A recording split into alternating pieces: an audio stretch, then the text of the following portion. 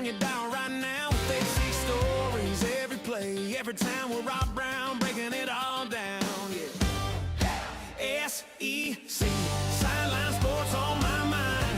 Rob Browne calling game time, highlight shine, executive mind. Brenden Martin keeping Rob in line. Like, subscribe, share it, tell everyone. Sideline Sports, y'all come back real soon. Same place, same time, same tune.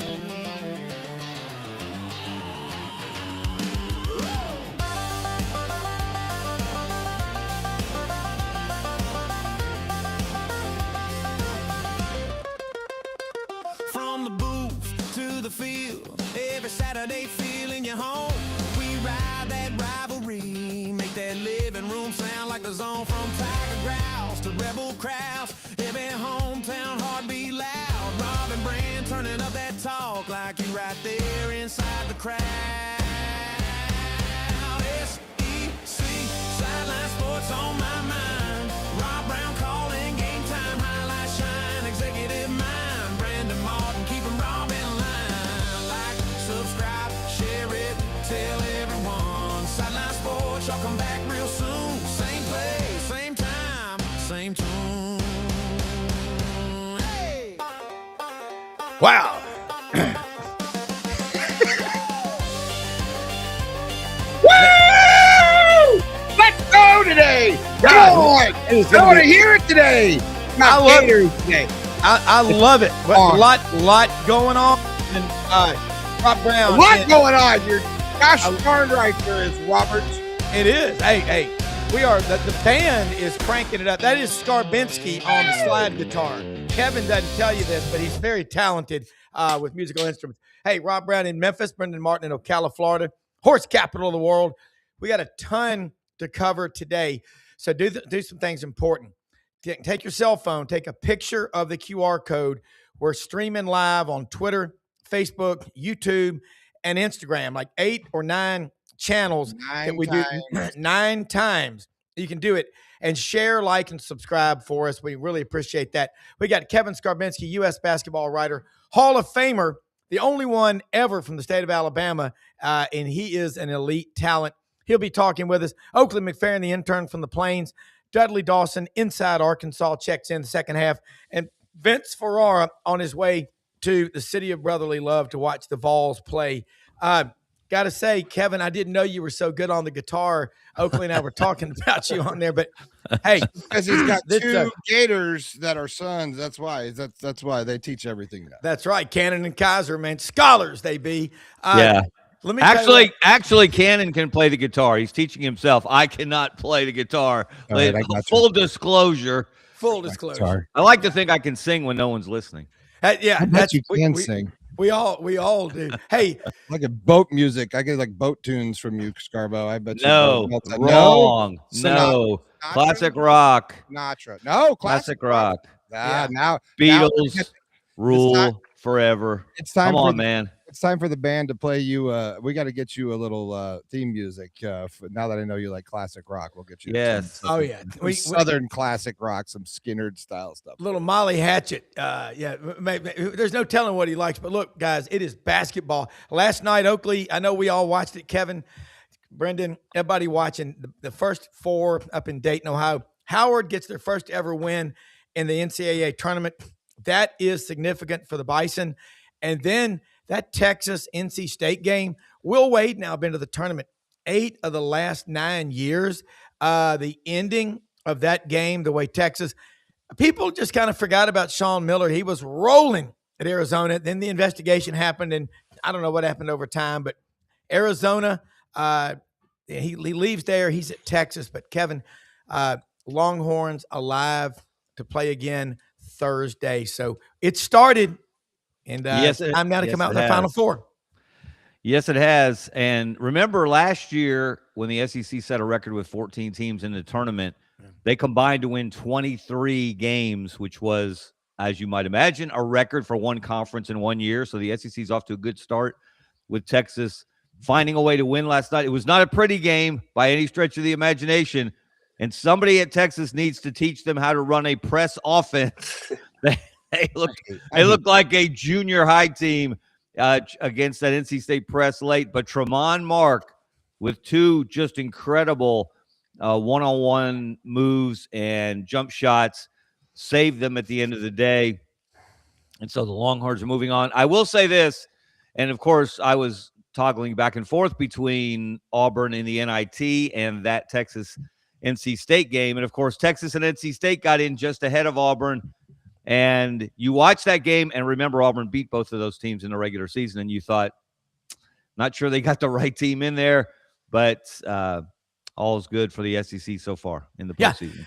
Yeah, and Oak, you watched what you could. I know studies come first, but you love the tournament. Do you like the 4 play-in games? Auburn had all season, and they didn't get it. But if you look at it from a technical standpoint, SMU, you got a couple of your family members that just graduated from SMU. They got in the playoffs a year ago in football. They're not sitting on the sidelines. No, yeah, I think adding the first 4 is a good way to expand the bubble a little bit and kind of eliminates the complaining for the teams on the outside. Auburn was 17-16 at the end of the day. If you're one game above 500, you don't deserve to be in.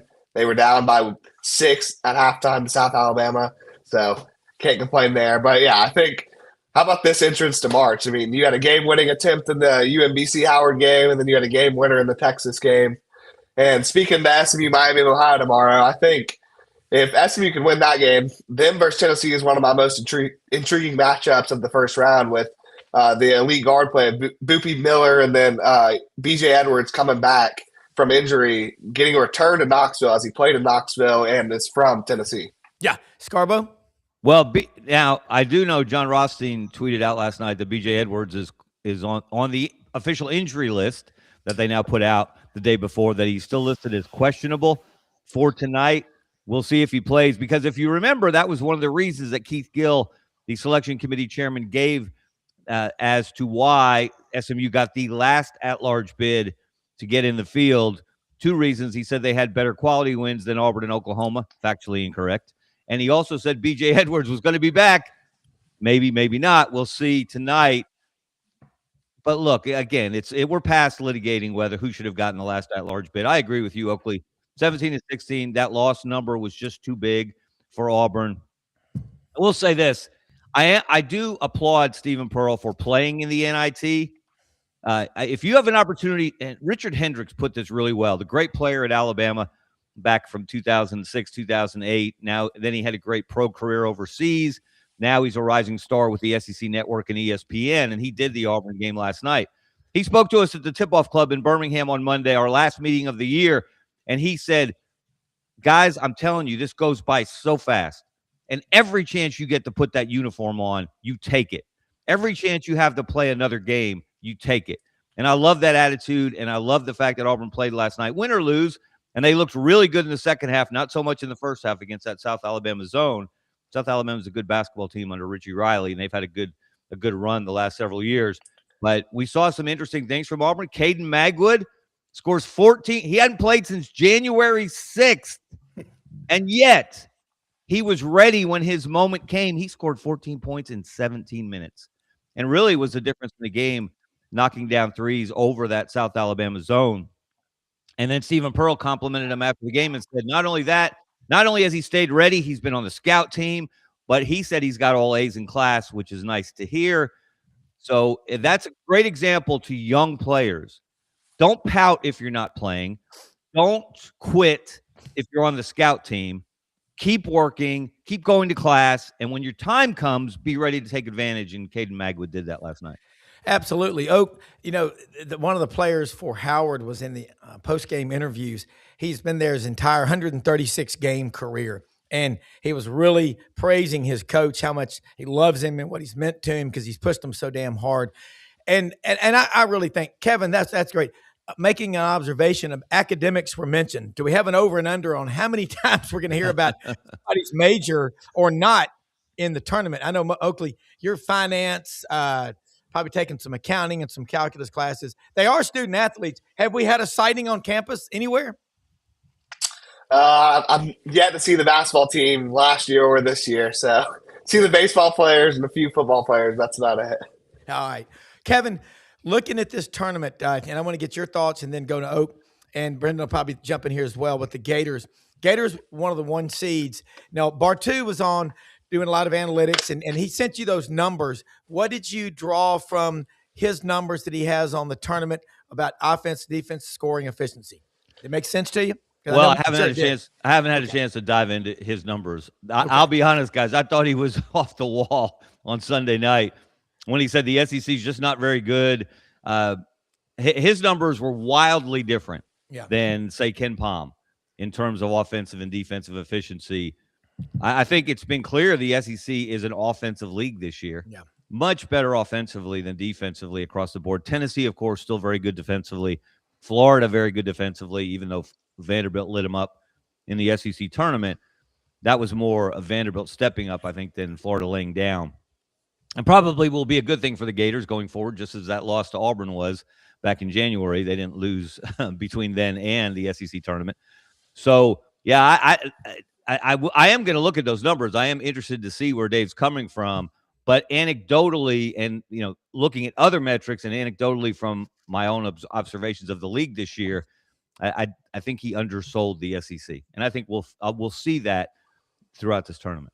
Oh, yeah, I didn't get a chance to look at the numbers either. But I think anybody who says the SEC is not a great league this year is I think that's not true. Maybe don't have the top end teams. Florida might be the only top end team we have, but I think Vanderbilt and Arkansas are 2 teams in the SEC tournament alone that showed they could really push through. You have a team in Tennessee who can beat anybody with their style of defensive play and physicality, and then Alabama on the opposite end of that offensively. Yeah, Kevin, you did a great podcast the other day, Monday, about Aiden Holloway, Alabama, Nate Oates, what all's going on there. And folks, if you haven't watched him, watch Scarbo Knows podcast. He's part of the Sidelines Sports Network here. Executive producer Brendon Martin does it. Damn, Kevin, you put out so much. I call it getting out of your comfort zone. You put facts instead of fiction and narratives. Well, thank you, Rob. I appreciate those kind words. When you do these podcasts live and you have a developing story, sometimes things happen right after you record, right, Brendan? And right after we recorded Monday's segment, didn't change anything we said, but Alabama finally put out a statement that said that the student, they didn't even use his name. They were responding to requests from different media outlets. They said the student is no longer on campus, and he's now, his case is being adjudicated by the Office of Student Conduct, and they're on spring break this week, so they won't do anything. They won't have a hearing until Monday at the earliest. But they did put out a statement, and that's all it said. It was a very short statement. And then Nate Oates went on the Hey Coach radio show that evening and discussed the situation. He said essentially that Aiden Holloway has a problem, that he's part of their family, and they're going to give him all the help that he needs, get him all the help he needs. And he probably will not play this weekend. He left the door open by using that word probably. I don't think he's going to play, and I will be surprised if he plays at all during the NCAA tournament or maybe ever again at Alabama. Here's the issue, guys. They found little over 2 pounds of marijuana in Aiden Holloway's house that he shares with his girlfriend. There's a statement from the University of Alabama. The university is aware of the allegations and is working to gather more information. The student has been removed from campus pending further investigation by the UA Office of Student Conduct.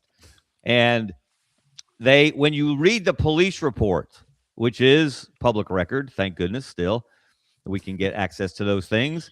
And you read the description of what they did. They got a search warrant, first of all. So they had a reason to believe that Aiden Holloway was in possession of illegal substances, and the illegal substance turned out to be marijuana. But if you read the police report, as someone summarized wittily on Twitter, there was marijuana everywhere in that house. Everywhere. In a backpack, in a drawer, in an entertainment center, here, there, and everywhere.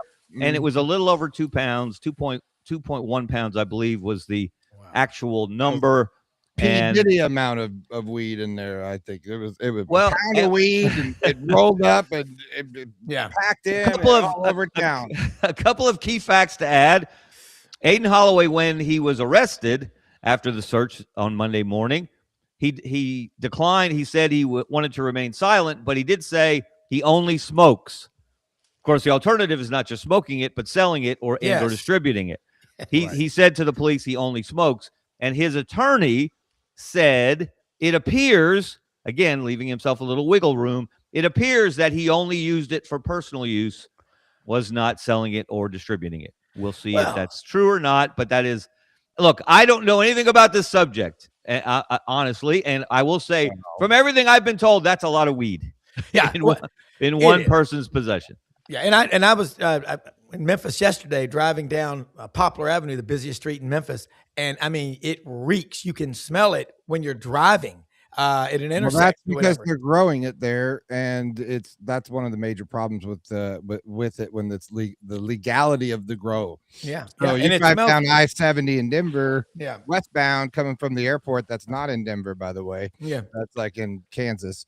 And when you get as soon as you hit a certain spot, you smell it for miles. So it's part of the grows. Yeah, it really is. Let's say this, Rob. You know, we are joking, and it is funny on the one hand, but look, this young man has a problem. Yeah. There's no question he has a problem.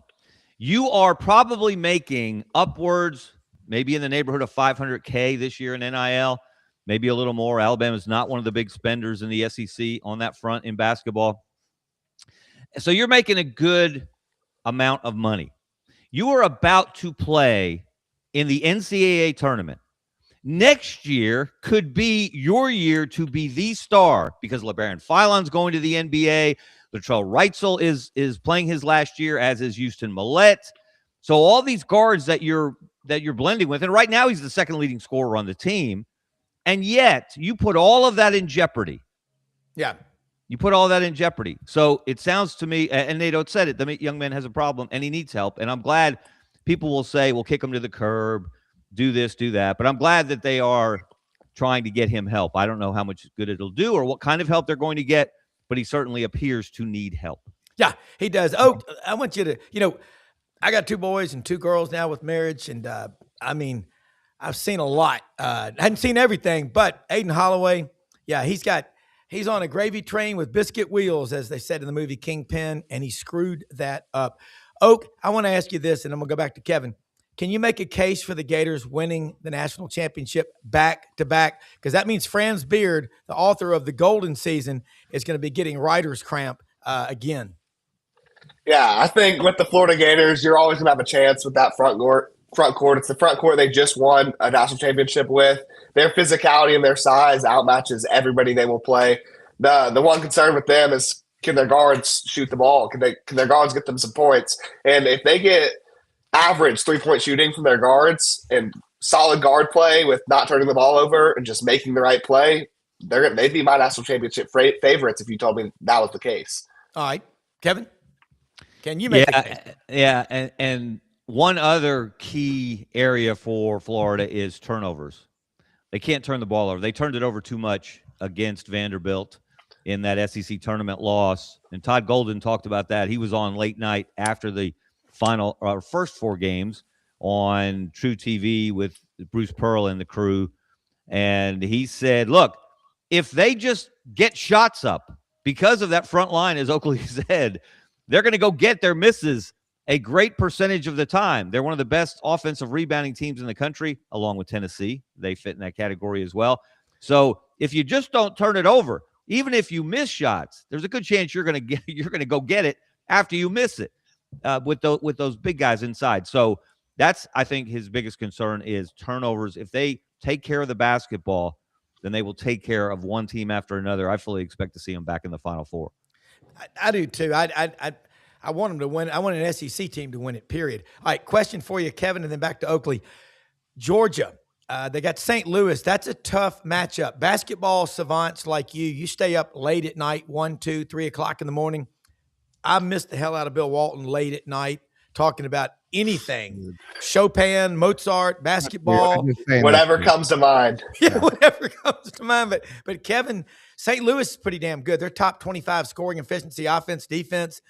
Different strength of schedule, I know that, but Georgia's won 22 games. It's the best season in a long time for the Dunkyard Dogs, as they're called now. I didn't come up with that term. You know that.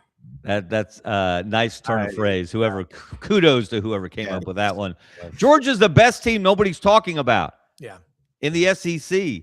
And if you compare, to break it down a little bit, since I think it's February 1st, if you look at Georgia's metrics and St. Louis's metrics, very, very different. Georgia on the upswing, St. Louis on the downward slide. So a lot of people like that as, it's not much of an upset. It's an 8-9 game, but I would stick with Georgia in that one because they have been playing really good basketball. Throw out the SEC tournament. Strange things happen there. They've played some of their best basketball down the stretch, and St. Louis has not. Yeah. So just a little inside tip there. Go with the Dogs. Oakley? I think they're playing good basketball.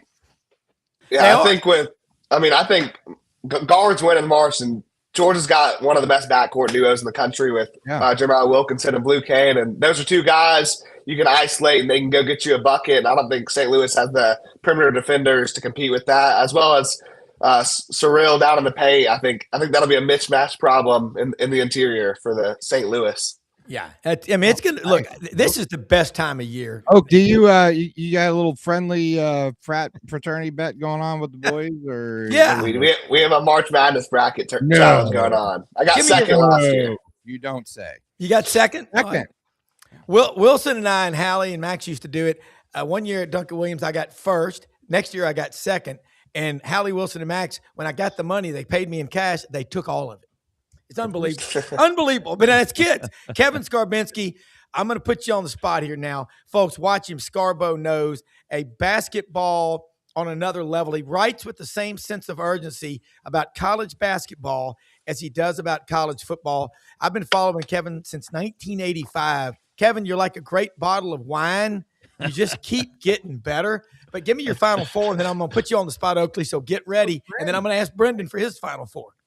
All right. I haven't finished yet. Right. I'm not like these. I don't understand people who, as soon as the bracket comes out, they give you their Final Four. They give you their entire bracket. I got to think about it a little bit, which is not necessarily a good thing because I usually finish well down in my bracket pool. I overthink things, and I'll be honest, I tend to pick teams or coaches that I like, for example, that I know that they have good relationships with. So I'll probably pick, foolishly, Bucky McMillan and Texas A&M to beat Houston in the second round. Probably not a smart pick, but I'll probably go with it.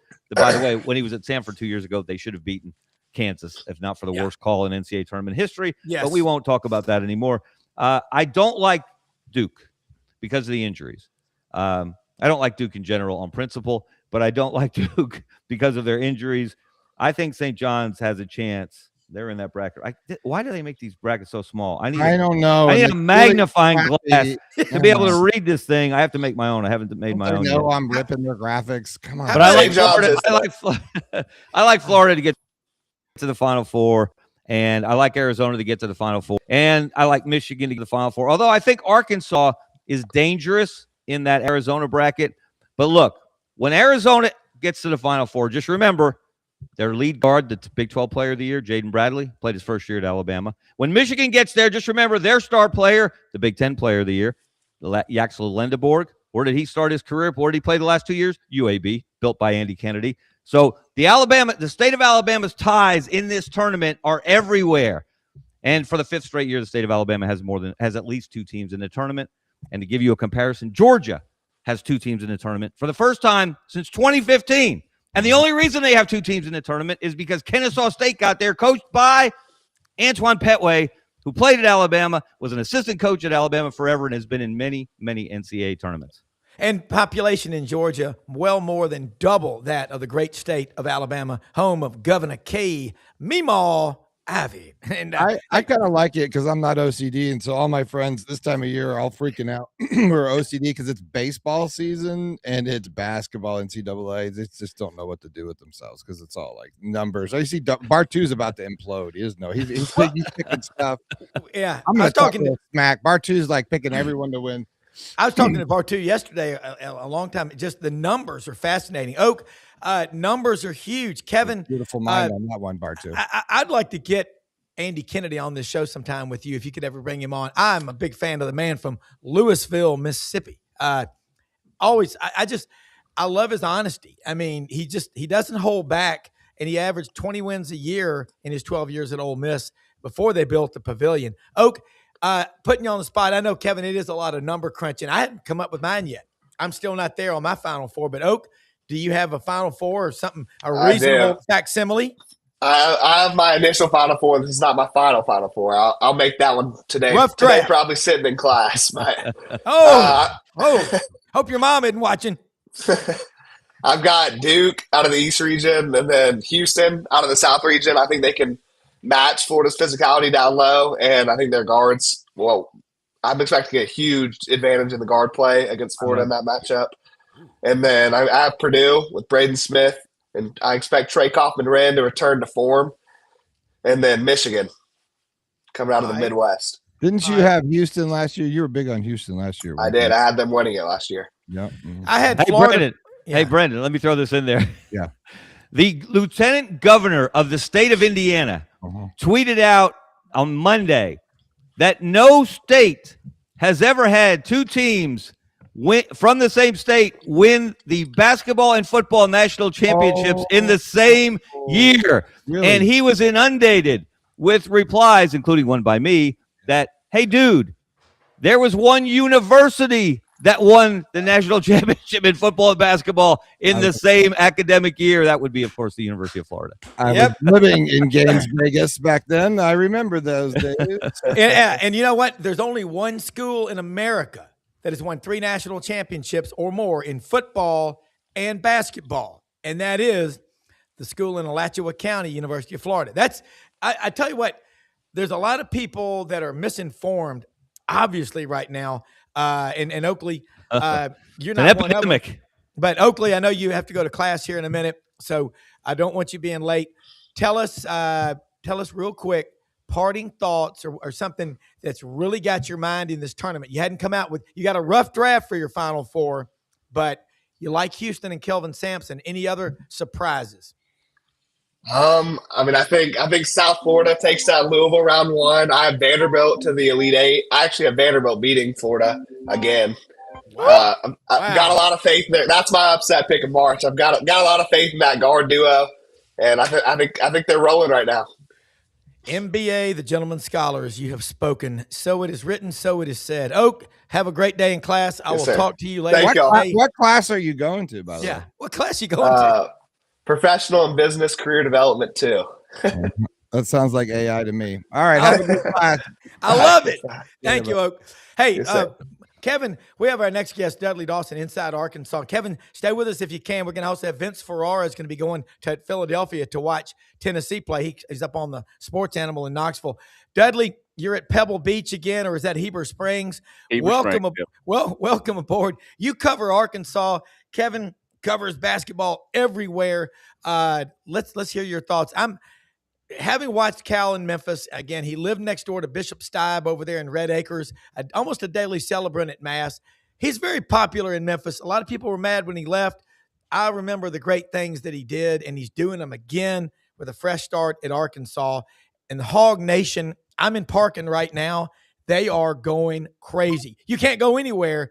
People aren't wearing their hog hats, hog shirts, and they're calling the Hogs. Yeah, the dude's energized. I mean, you can talk about the messy divorce from Kentucky, or they didn't want him. He needed to go somewhere else, but it's worked out well for Arkansas, worked out well for him, and worked out well for Darius Acuff and the young men who he has here now and the ones he has coming. National Player of the Year yesterday, Naismith National Player of the Year coming to Arkansas next year. So, Hey, Dudley, who was we need to get these politicians to stop talking about college basketball. Who was the Arkansas politician who took a shot at Cal and in recent days on social media and said he drove down the Kentucky program, and now he's only having success at Arkansas because he took over Muss's program?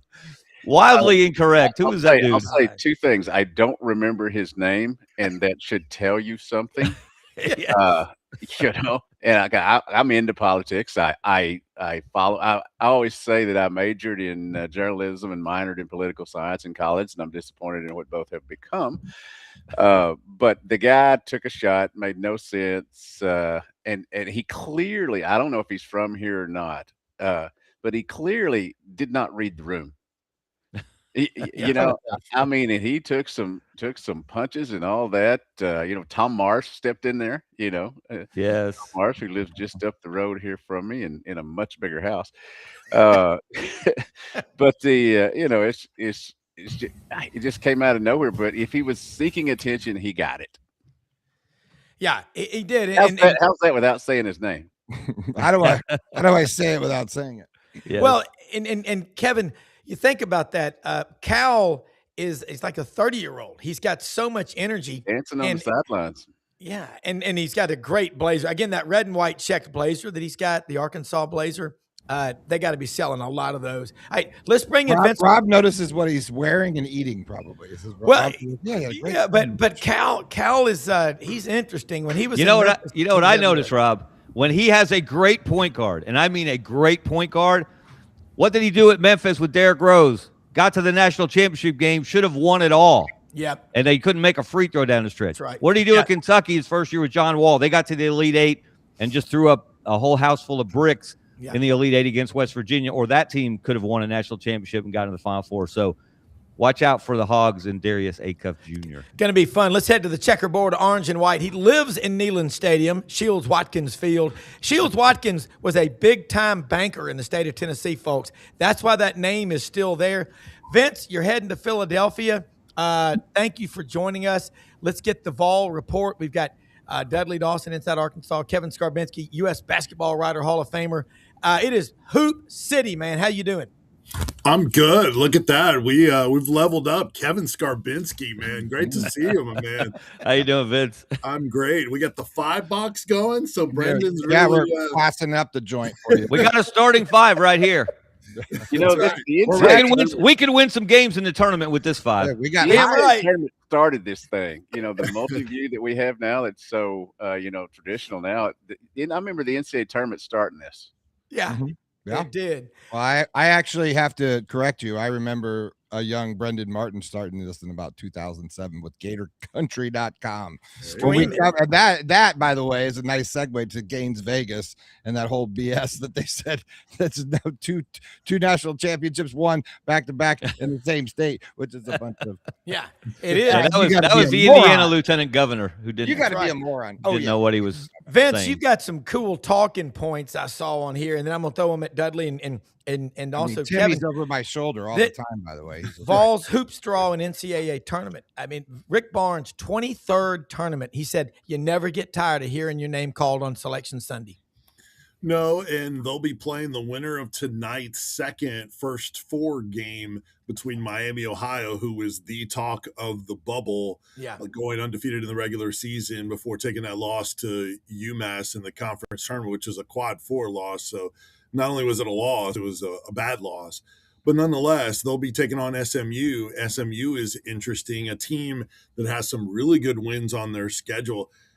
They played 3 straight SEC teams in non-conference. Mississippi State, who they beat, they lost to Vanderbilt, and they beat Texas A&M.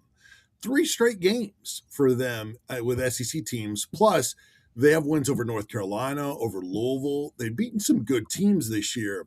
But one of their better players is actually from Knoxville and a former Tennessee Volunteer in B.J. Edwards. I know a lot of people have talked about Boopie Miller from SMU, and he is outstanding. But B.J. Edwards is a terrific two-way player for them. And he started out at Tennessee. There was a Kai Ziegler, Jemai Mashak, just didn't see a path for playing time. And Rob Lanier, former Tennessee assistant, was a coach at SMU at the time. So that's why he went to SMU, has still been there and developed into an outstanding player. So Tennessee could see one of their former players in SMU if they were able to win. But SMU lost 5 of their last 6, but they didn't have B.J. Edwards, who, of course, is due to be back tonight against Miami, Ohio. So that would be the first-round matchup as the 11.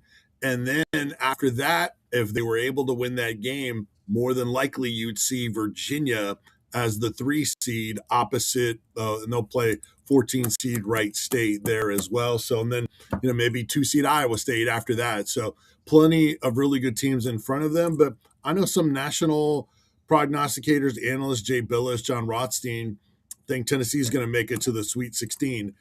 you never know with this team. They have the capability, they have the talent to. Do they have the health with Nate Ament?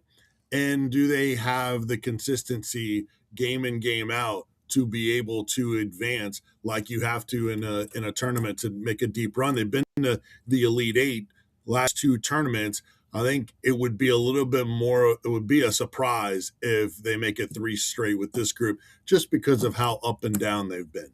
Yeah. Dudley, I want to make a case. Can you make a case? And then I want Kevin to respond. Can you make a case for Tennessee getting to the Sweet 16 or further? I mean, Arkansas getting to the Sweet 16 or further this year? Yeah, I mean, I wouldn't be surprised if they got to the. I would be actually, I would be kind of stunned if they don't get to the Sweet 16. I know that Wisconsin's a very good team and you know, has a rich history, but if the team that plays in the SEC tournament shows up in Portland this weekend, I think they'll be fine. Now, once you get to Arizona, you know, that's a different story. I think they're a legitimate number 1 seed, and so I, in my objective bracket, have Arizona winning that game. But you know, I'll have 3 or 4 different brackets trying to win some money on these little things, you know. But I'll fill one out for my wife. My wife will fill one out too, and she'll do better than I am. It always happens. It makes no damn sense. But well, what about? Do you have a Dixon? No, we're gonna get our dogs. We all have dogs. We're gonna have a dog. I use an animal bracket. I do one with animal mascots. My dogs picked that. The best I ever did. I picked colors. Yeah, I mean, are you doing the only question I have, Rob, are you doing it on the gummies or off the gummies? Hey, hempforpros.com. Hey, and speaking of small script, can you read that? If you don't have a pair of Harry Carey glasses, you cannot read these instructions on the back of it. But Kevin, let me throw this at you. Vince Ferrara and Dudley Dawson, exactly why this show works is because these guys drill down local. They work their asses off. And I like to say harder than 2 or 3 dozen Mennonite farmers, as you do, as does Brendan. I love what they both just said. They can make a case for their schools, but they'll also have fun with it and have 3 or 4 different brackets. Your observations on Tennessee and Arkansas, you know this league, you know the country. Well, first of all, if you want to save college sports, I want to pass a federal law that you can only fill out 1 bracket and stand on it. Tyrese Halliburton did that. He tweeted that out and got a great response yesterday. Do we have a bracket portal? Great player from Iowa State now in the NBA. Look, I like both. You just never know. Like with Tennessee, and Vince was talking about B.J. Edwards, he's listed as questionable on the injury report for tonight in the first 4. And if he plays tonight, how healthy will he be bouncing back from that? That's what you don't know about these games. And look, Arkansas, if they get to Arizona, which I fully expect, they have a serious size disadvantage and a serious depth disadvantage against almost anybody with that 7-man rotation that they have. But talent-wise, from if Trevin Brazile plays the way he played in Nashville, we know what the guards are going to do. Those guards are so good. And how good would the guard matchup be if they played Arizona with Jaden Bradley, the senior, and Braden Burries, the freshman, for Arizona against Malik Thomas and Darius Acuff? I mean, that is high-level stuff. I really hope we see that just for that matchup. But Arkansas is capable of going a long way. And never doubt a Rick Barnes team. The real question to me, Vince, about the Vols is, are they going to be the team that trailed Auburn by 10 after 30 minutes, or the team that outscored Auburn by 20 in the final 10 minutes? Because they were unbelievable the way they turned it up. They turned up their defense, and Auburn just wilted, obviously, down the stretch. And Nate Ament, I'm such a big fan of Nate Ament, what he's able to do to get his shot, to rise up over anybody and get that mid-range jumper off. No doubt. That was a 20-0 run, as you're aware of, in that game. And Nate Ament scored the first 10 in that 20-0 run. And he's been the guy this year when they've been stuck offensively that he'll take over and they'll go isolation on him with him, and he'll get to the free throw line. There are very few that get to the line more than him in this conference. And even if he doesn't make a shot, just those free throws get them going, get the points in there, and then they build off of it. You see them feed off of him getting to the free throw line. The thing is they, you talk about which one is it going to be? If they have a healthy Nate Ament, then that kind of in-game turnaround, if they're missing shots, that can, especially around the rim, which has been an issue for them, then he can help them get out of that. When he's not healthy, which was the case against Vanderbilt, because they went back-to-back days, his ankle was sore, and he wasn't the same in playing consecutive days. Then he was 1 of 13 from the floor. He still got to the free throw line some, but he wasn't able to give them the juice that he normally can because he wasn't 100%. Now, since last Friday when they were eliminated in Nashville to playing on Friday this week, where does that bring him? Does it get back to 100%? It gets him probably closer to how he was against Auburn. That gives you a chance because he's such a special player. And Kevin, real quick, you said what a big fan you were of him. He is so coachable as a 5-star. He wanted to go to Rick Barnes and get coached hard. And at times he had a slow start offensively early in the year, and fans were really on him. And I thought it was extremely unfair. I know, fans being unfair, who knew that was possible? You know? Never. Come on. So we tried to talk people off of that ledge and say, relax. They were like, oh, he's Scotty Hobson and all this other stuff. He's going to be fine. And man, when it clicked in SEC play, he's been fantastic. So I think a lot of it does hinge on not only on his health for sure, but they need other guys to level up also this time of year. Yeah, look, this is great conversation, folks. Get up early in the morning, turn on Vince and John Wilkerson on the Sports Animal 99.1 in Knoxville, Tennessee, the gateway to the Smoky Mountains. That's also where that Benton's bacon and smoked country hams is, right up there near Knoxville. If you haven't tried that, send it to me. Yeah, I know that. I want them to send me. I got to have some. I was talking about it yesterday. Dudley, thinking about what he just said with Arkansas, their fan base, man, you live in Memphis, you might as well be in Arkansas. And that's where I am at the moment. I'm right across the river. But the Hog Nation, I mean, they're excited. You mentioned about the guard play and that stat. I think Kevin may have given it to us Sunday night. When Brazil hits 3 or more 3-pointers in a game, the Hogs are 6-0. Who are some players that really need to step it up just to avoid any kind of a problem that maybe haven't done it lately? Kevin mentioned, several of the players, but I think there's a couple that when Arkansas plays well, it's because they were consistent. Malik Ewan has been back and forth. I mean, he had a great game at Missouri when Acuff was out.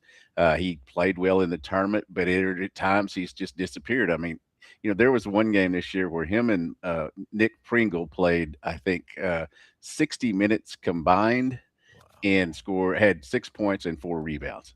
And, that just can't happen. That would be their Achilles heel if they get in the tournament. We saw what Florida did to them inside. Kevin talked about what Arizona could possibly do to them inside.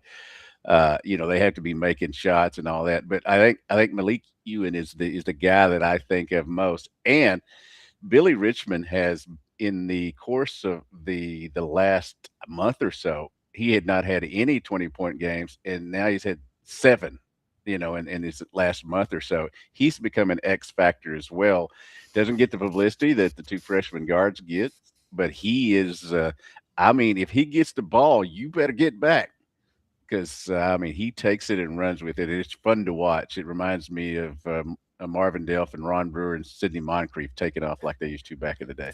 The dynamic trio. God, that was awesome. Kevin, triplets. Yeah, you hear about this basketball history. I mean, this is what I love about true grit journalists, radio, TV, writers. You all have minds and you have history and you have great memories. Kevin, pick up on what he said, and we'll go back over to Vince. I know you've got some stuff on spring practice up there with the Vols and the quarterback race. Well, you mentioned the Arkansas fans earlier. I still get chills thinking of that 1992 SEC tournament here in Birmingham, the first one that the Hogs played in. When they walked into the arena, I think Kentucky might have been playing at the time. I know Arkansas wasn't playing. Their players just walked into the gym, and all of a sudden, this incredible noise went up. They started calling the Hogs, and everybody started looking at each other like, What is that? Now, I knew what it was because I'd seen the first two Alabama-Arkansas games that year. Yeah. And the third one, both of which were outstanding games. They split in the regular season, and then that tournament game with Elliott Washington hitting three to win it with 6 future first-round draft picks on the floor. Like I said, that's one of the all-time great games in SEC tournament history. So when Arkansas fans get excited about basketball, and they have a great reason to, they are as good a fan base as any. So I'm excited to see what they might do. If they were going to Oklahoma City instead of Portland, the entire state would shut down. I-40 would be just a traffic jam. Vince, you got some talking points up on the hill. We know there's a quarterback race. No Joey Aguilar. Yeah, it's 3 guys. Realistically, it's 2. And George McIntyre, redshirt freshman, just played in 2 games last year. Really tall. You see him in person when you're there on the sidelines. It's been so cold here, as you guys are aware, in the Southeast. So they've been practicing in the indoor facility. You get to be a little bit closer to them in the indoor facility. And he is a tall drink of water at 6'6", but he is still very slender, even though he's added over 20 pounds since he got on the campus. So that's the biggest question mark for him. He knows the offense better than any of the other guys. And you have 5-star freshman in Browne, who is more physically put together, 6'4", about 215. He is just really physically has a different stature to him, good fundamentals to him. And, man, he's got some kind of arm, and it just looks smooth and easy for him. But he's a true freshman, so he's behind in footwork and in reads and things like that, the mental processing. But I think he's going to be elite, just behind Nabo a little bit, and being so new as a freshman. And then Ryan Staub was a transfer from Colorado. Here's the thing: we get to see a few periods of practice, and some people don't get to see any. At least we get to see a few periods. It's not the juiciest stuff, but I was there the first 2 days. But Tennessee tries to make up for it by giving you a lot of interviews. They cycle through. We've already heard from Heupel. We already heard from OC, Joey Halsley. They'll go through the entire staff. We'll get to hear from all of them, 10, 15 minutes or whatever. And then they bring out players. How about bringing all 3 quarterbacks in the QB room, the scholarship guys, yesterday? We got a chance to talk to all of them. And then we're going to talk to Jim Knowles on Thursday and all the freshmen. So they do a great job of giving you a lot of interview opportunities. But both of those guys, I think, are talented. Just going to take some time to really develop. And Halsley was talking about how difficult it is for true freshmen right now, or young players, because of how defenses, the way they're able now with a green dot and some of the timing rules. He said you get more unscouted looks than ever as a quarterback. That's why it's a little bit more challenging in college football to have young players succeed. That's why you're seeing more older players have success, because teams' defenses are giving you looks that you've never prepared for, because of how it's sped up and how the timing issues and just the development of college football has forced the young quarterbacks to have to process quicker, and if not, then you see them take a little bit longer to get it. So just really good stuff from that standpoint from the start of spring practice. Not your average Bear. That is great insight. Dud, anything like that going on up in Fayetteville and back down to Kevin? And I know Brendan and all of us listening to y'all wish you had more availability with them, but that's great insight. Yeah, I think we're good with the availability that we've had here in the past, and it looks like it's going to be with Coach Silverfield as well. And I will say that I like one thing they're doing. They practiced on Monday. They did interviews on Tuesday, practiced on Wednesday, did interviews on Thursday. I've never been a big fan of them coming straight from practice into the media room. I mean, we all know what it's like to practice. We all know what we smell like after we practice. So I like everybody to take a shower and show up. I'm not a germophobic or anything, but it's it's a cooler situation. So I kind of like that. But as Kevin said, Arkansas is going to run through its assistant coaches. The head coach is going to make enough opportunities. Everything's going well. They hadn't played a game yet. And we'll see what happens after that. But everything's going well here, and recruiting's going well, and there's a different narrative here. It is somebody who's now 62. I love new narratives. I was tired about writing the same thing. Yeah. Well, Talking you know, It's really funny because I just found this online and about the pig call. I was wondering, Dudley, if this is maybe, I don't know. It looks, it seems interesting. I don't know. So I didn't know what you were talking about, but this guy apparently he's got the updated of how the hog call was done that dates all the way back to 1932. You ready? Let's see it. Let's You see go it. all the way down and twirl your arms and Okay. go, woo!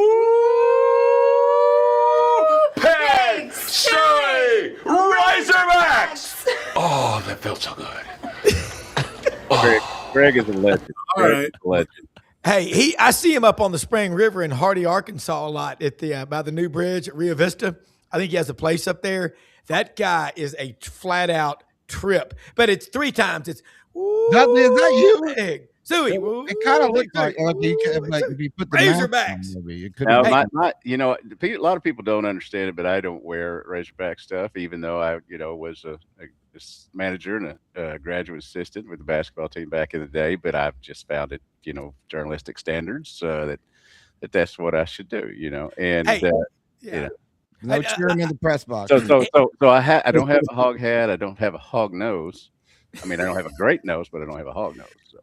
Well, the cool thing when Dudley, when I met him up there in person on Jim and Pat McClellan's front porch on Spring Street, right next to Dixon Street last year, I mean, true grit journalist. He's completely objective. Kevin, you know that. Vince, you know that. Vince, you've worked in a number of different markets, Tuscaloosa to Knoxville.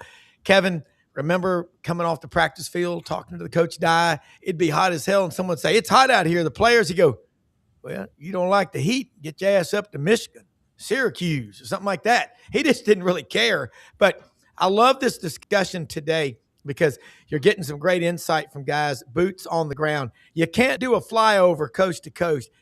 And Brenden, when we started this channel, said we got to drill down local. We got about 7-8 minutes to go.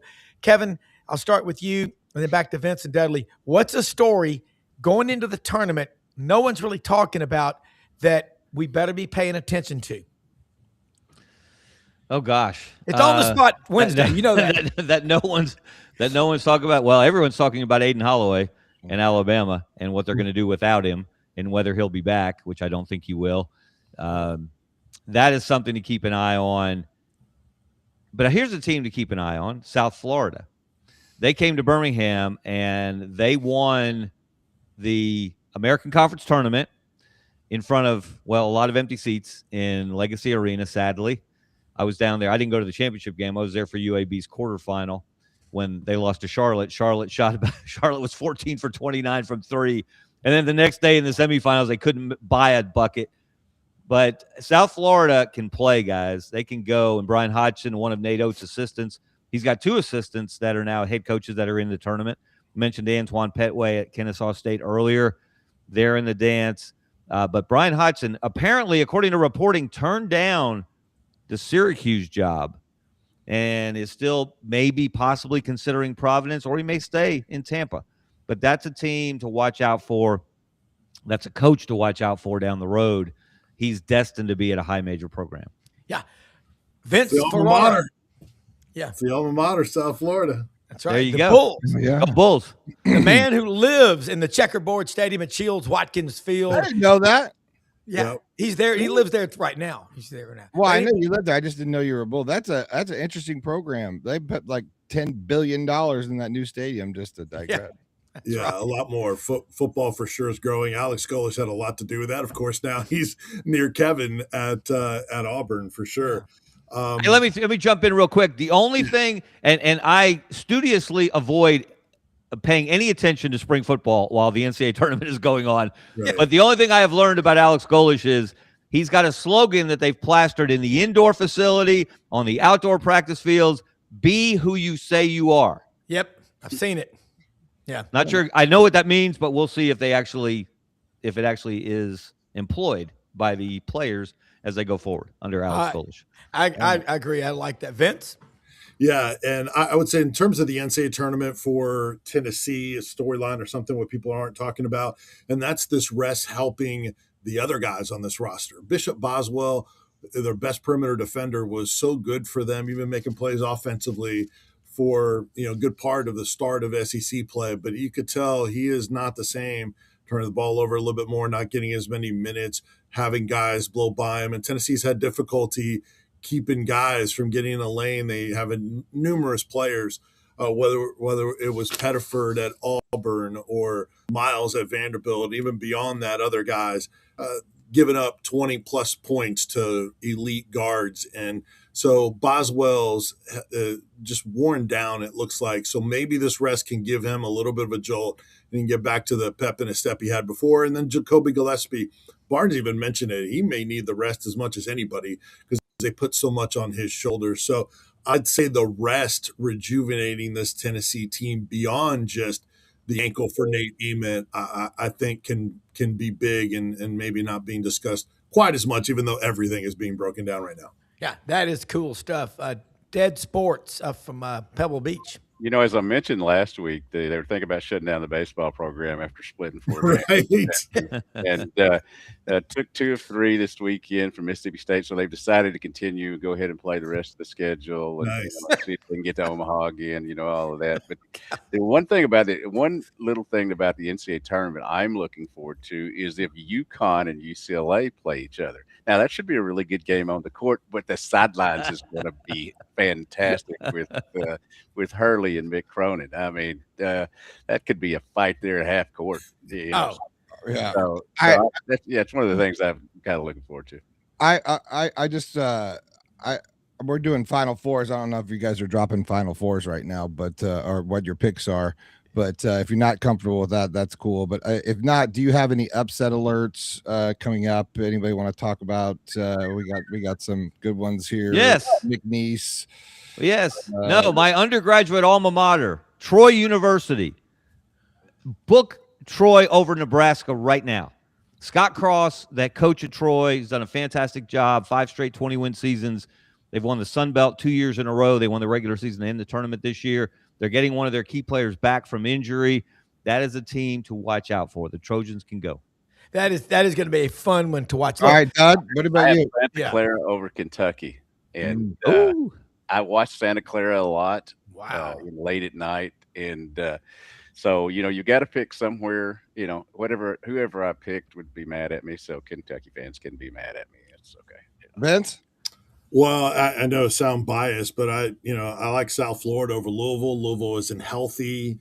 I didn't want Tennessee to draw South Florida because I thought, one, I'd be conflicted, but two, that would be a tough matchup for them. But and Louisville's they've had some bad losses, so that's the one that's the most obvious for me. But haven't advanced the full bracket, haven't done the full Final Four, but maybe I'll do that in my head as I'm driving to Philadelphia. I had a lot of time on my hands. Was that 10 hours? GPS is 9.5, so I'm kind of planning for 11 or 12 because who knows what the traffic situation is. They ain't got no Buc-ee's up on the Eastern Corridor. I'm just going to tell you. They got pilots, that's about it. So be careful. Hey, Kevin Skarbinski, Scarbo Knows, Dudley Dawson, Inside Arkansas, Vince Farrar, the sports animal in Knoxville. Thank you more than you know for sharing your time, getting up early and being on here with us. We love it. For executive producer Brenden Martin, let me just close by saying what I always say. Most often we see the face of Christ in the least among us. Getting close to Easter, think about ways you can go out and help make life better for other people. We'll see you tonight on this channel, man. Have a great day. Thanks for watching. It's on my mind.